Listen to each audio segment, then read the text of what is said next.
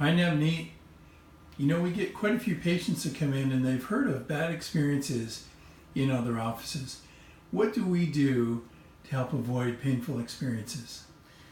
Yeah, we have had patients come to our practice concerned about pain all the time or having had bad experiences after connective tissue grafting surgery in the past.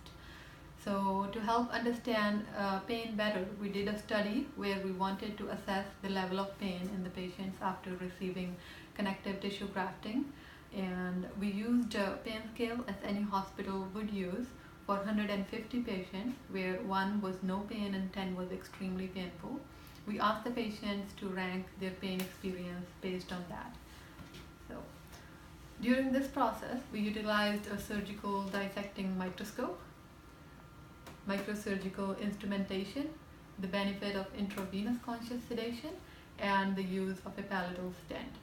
So the surgical dissecting microscope, we use it at 4x to 6x magnification, which provides us with better visual acuity and helps us fine-tune the procedures.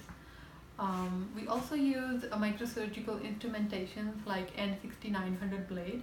It's a bendable blade which can be modified using orthodontic pliers to go around creating a split thickness incision, which makes it completely undetectable and also avoids trauma to the surrounding tissue.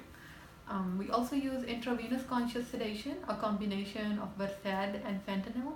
Versed is a great skeletal muscle relaxant and puts patients to sleep.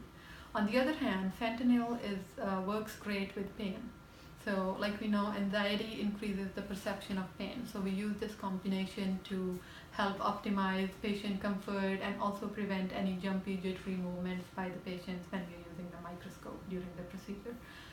We also fabricate a palatal stent ahead of time, and we try it in before we start the procedure to make sure it fits nicely. This helps optimize comfort and also prevents any trauma when the patient is eating or drinking. We also have patients take Motrin 3 times a day for next 7 days, which also keeps the swelling down.